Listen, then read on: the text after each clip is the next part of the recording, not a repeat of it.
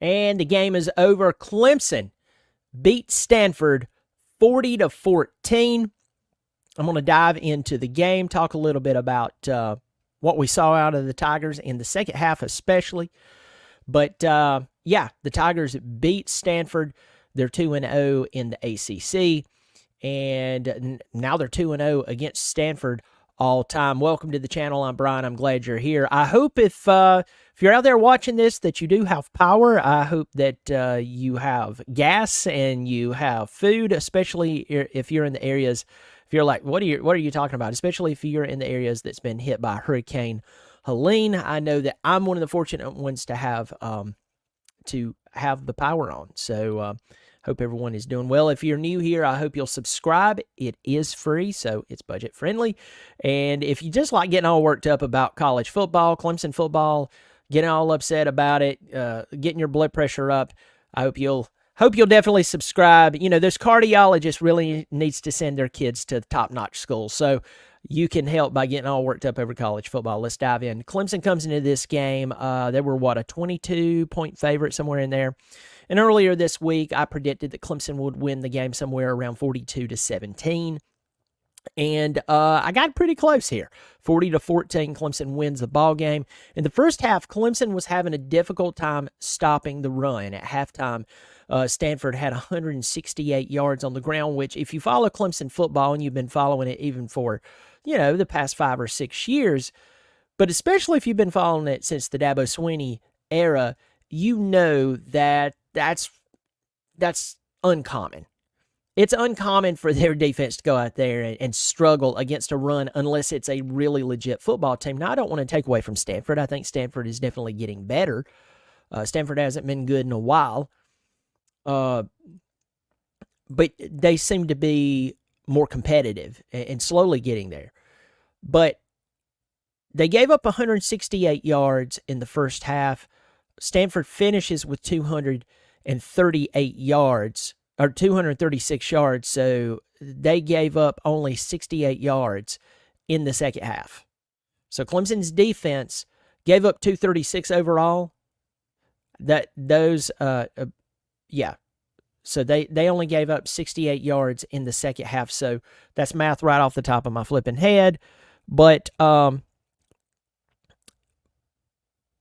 they limited them big time. They clamped down. You didn't see the big explosiveness out of Stanford. They threw for only 125 yards. They had only 60-something yards passing in the second half. So the Tigers defense did what the Tigers defense normally does. It's kind of like finding out somebody who has a reputation and lives up to it. Well, in this scenario, they do, and it's a good thing. Clemson wins 40-14. Cade Klubnik, 15 of 31, 255 in the air, 4 passing touchdowns, 1 interception. He had that long touchdown run, the very first play of the game, and it's 5 total touchdowns. So right now, Cade Klubnik looking pretty good. And then for my buddy out there, formerly known as Ruby Ridge, I think now going under the name User, the Coltrane, the Cole Turner train, had a touchdown at about the minute 10 mark of the third quarter. I thought about you. I was like, oh, they're going to be wetting their drawers over that one. We had Phil Maffa rushing the ball 10 times for 58 yards. Let's talk about Ashton Daniels, quarterback for Stanford. 9 of 19, 71 yards, 1 touchdown, 3 interceptions. They really got in the way of the passing game, and they were running the ball pretty solid, and you could see they tried to switch up and pass the football, and it just really didn't work, right? And what an interception by Wade Wood is. I mean, that guy jumped up, took the ball out of the air. It was really, really, really incredible. I mean, that was a really athletic interception. Alec Manor, the really good wide receiver out of Stanford, he did have the 1 touchdown. He was 4 receptions, for 50 yards. Clemson finishes game 405 total yards, 255 in the air, 150 on the ground. Stanford finishes with 361 total, 125 in the air, 236 on the ground. As I said, they only gave up 68 yards rushing in the second half. They had 168 rushing in the first half, so Clemson clamped down there. Stanford did have the ball more than Clemson, a lot longer, 33 minutes, 47 seconds to 26-13. But those turnovers were killing them. The penalties killed Stanford as well. 5 penalties for 58 to Clemson's 3 for 35. 20 first downs for Stanford, 18 for Clemson. So next week, Clemson travels to Florida State. And I'm going to talk about the Stanford game more, but I just want to get into this as well.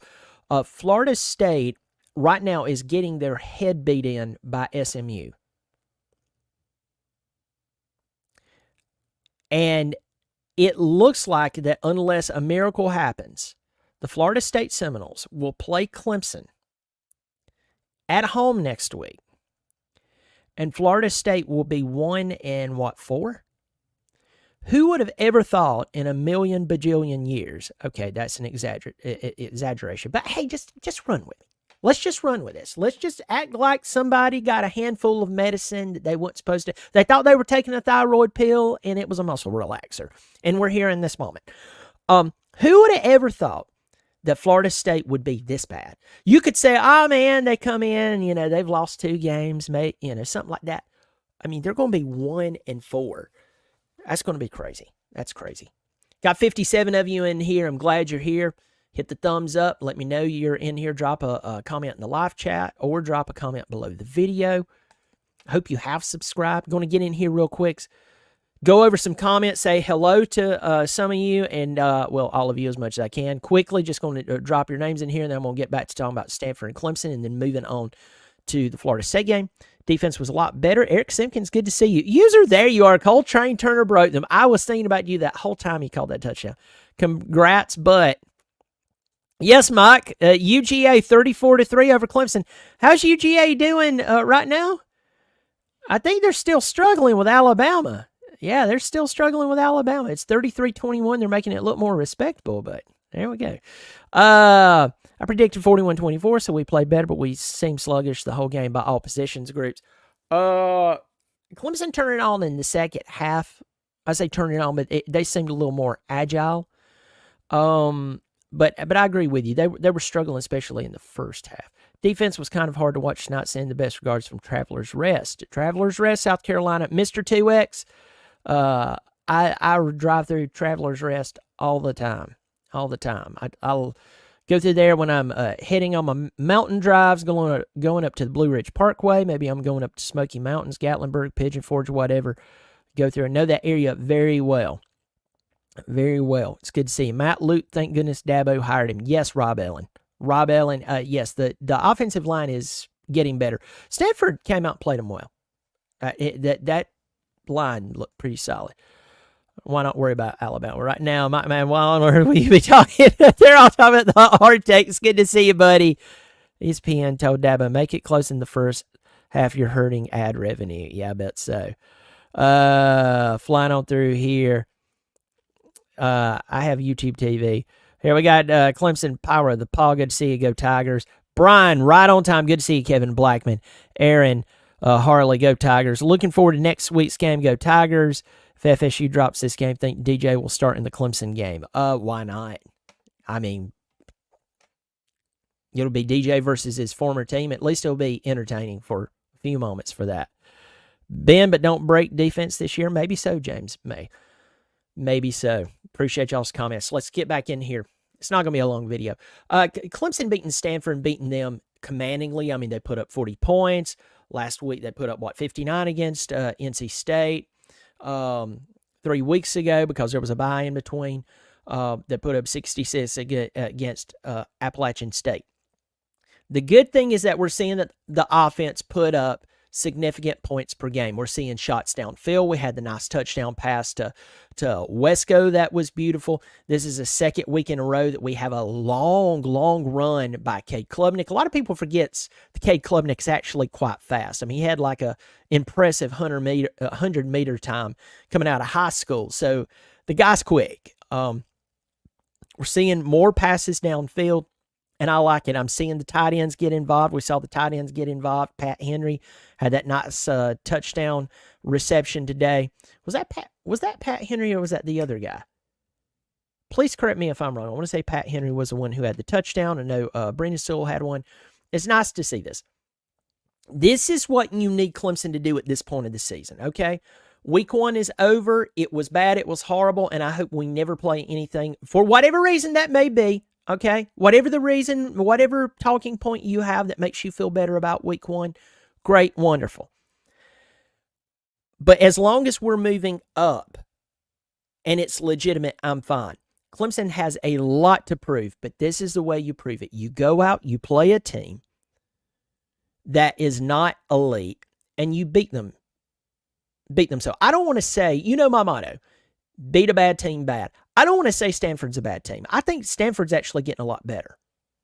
And maybe their record this year will not show that, but I do believe they're getting better. They look better in some ways.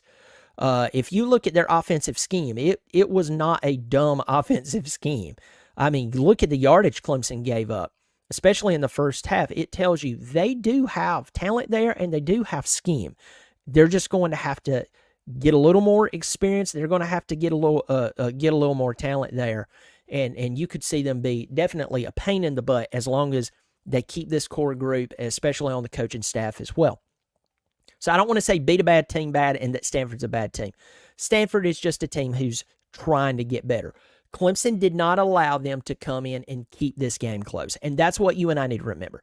If you want the tide to turn, if you want Clemson to truly get better and not get into the college football playoff because A, it's been tripled in size, how convenient, and B, just because everybody around them sucks, and so they get in there and you have this false sense of improvement. And it's kind of like hearing your mama tell you all the time just how good you are. And you go out and laugh and you think, oh man, I'm wonderful. And then you realize that not only are you not wonderful, you're pathetic because your mom told you you were good. Of course she's going to tell you you're good because she loves you. I know some of you are like, well, my mom was hard on me. But even at that, you would be like, oh, but mom still thought, this, that, and the other. Maybe it was a grandma. Who knows? But my point is, you've seen that before. Most likely you have. Someone think they were a little better than what they were. We saw it on American Idol many years ago, especially when the show was new and fresh and not overplayed like it is now.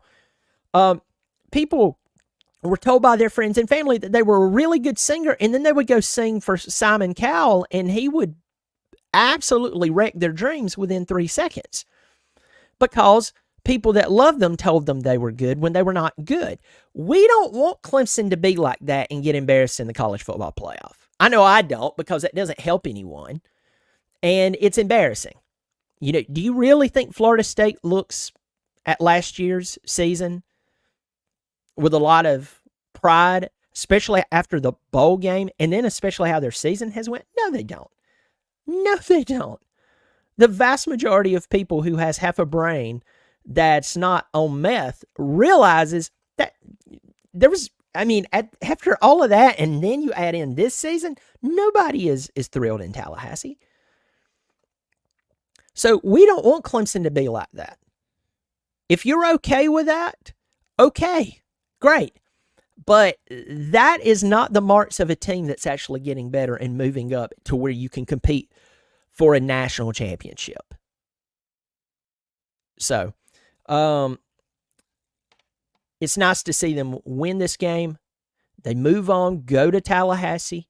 I could see that being an emotional game for DJ. I can see this game being a big deal for Norvell because Norvell, his hopes and dreams are shattered. Now, he has a $60 million or something like that dollar buyout.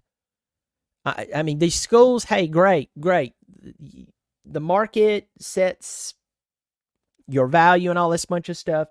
That has bit more people in the butt than it's actually helped them.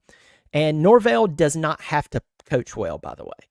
He can keep doing this until Florida State just pulls together the offering plate and puts enough money in there to give him $60 million to go away. See how that works? So Norvell may look sick on the sidelines, and maybe he is because maybe he's a competitor. But if he gets fired, they have to give him $60 million. Pick the wrong profession.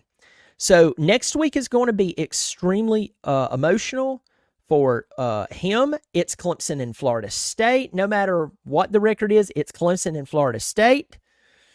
And so Clemson's going to have to I don't think Clemson needs to take this football team very lightly. I think you're going to get Florida State's best efforts, because if they're unhappy, they would love to put forth the extra effort to ruin the momentum that Clemson has gained over the past 3 games. So that's something that you need to consider, and I hope that Clemson continues to keep their foot on the pedal. I hope they continue to get better. I hope the offensive line continues to get better.